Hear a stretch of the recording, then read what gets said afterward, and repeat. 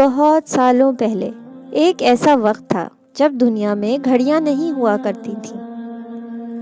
وقت گزرنے کے ساتھ ساتھ لوگ اس کام کے لیے مختلف آئیڈیاز پر عمل کرنے لگے، مگر ان طریقوں میں کوئی نہ کوئی مسئلہ آڑے آ جاتا اور وقت کبھی بھی ایکوریٹلی نہیں معلوم ہو پاتا تو لوگوں کو بڑی پریشانی ہوتی۔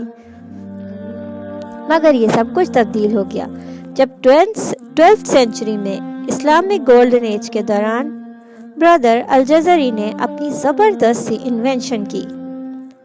الجزری نے اس وقت نہایت ایکوریٹ کلاک ایجاد کی، یہاں تک کہ ان کی ایجاد کی ہوئی گھڑیاں یہ بھی بتاتی کہ گھنٹے میں کتنے منٹس گزرے ہیں۔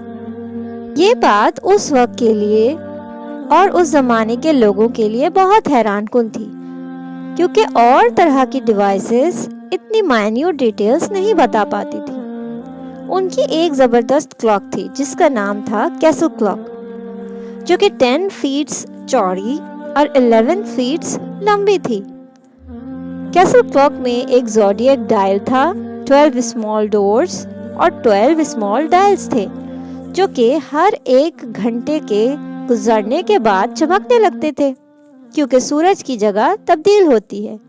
ایک نشان منٹس گزرنے کی نشاندہی کرتا تھا اور کچھ لوگ ہر ایک گھنٹہ بدلنے پر ڈھول بجا کر نئے وقت کا اعلان کرتے تھے، یعنی ان لوگوں کی ڈیوٹی ہی یہی تھی۔ الجزری نے بیسک انجینئرنگ کانسیپٹس استعمال کر کے کمپلیکس پرابلمز کو سالو کیا اور نہایت سمپل بنا دیا۔ الجزری وہ پہلے شخص تھے جنہوں نے فلی آٹومیٹڈ ڈیوائسز بنائیں، بہت سے میکینیکل کانسیپٹس دیے، لوگوں کے ساتھ اپنی معلومات شیئر کی اور گھڑی جیسی انوکھی ایجاد کی۔ ان کی ڈسکورڈ تمام چیزوں نے دنیا کو ترقی کے راستے پر ڈال دیا۔ اس زمانے کے بہت سے سائنسدان خود اپنے آپ کو بڑا رکھنے کے لیے اپنی معلومات کسی سے بھی شیئر نہیں کیا کرتے تھے، لیکن الجزری بالکل مختلف انسان تھے۔ انہوں نے طے کیا کہ ایک کتاب لکھیں اور اس کتاب کا نام رکھا The Book of Knowledge of Ingenious Mechanical Devices۔ اس کتاب میں انہوں نے اپنی تمام انوینشنز اور کانسیپٹس تفصیل سے بتائے تاکہ فیوچر جنریشنز انجینئرنگ کو نیکسٹ لیول تک لے جا سکیں۔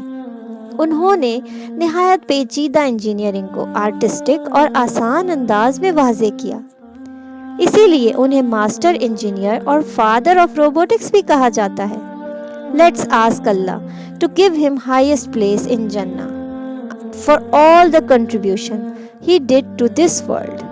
آمین ثم آمین۔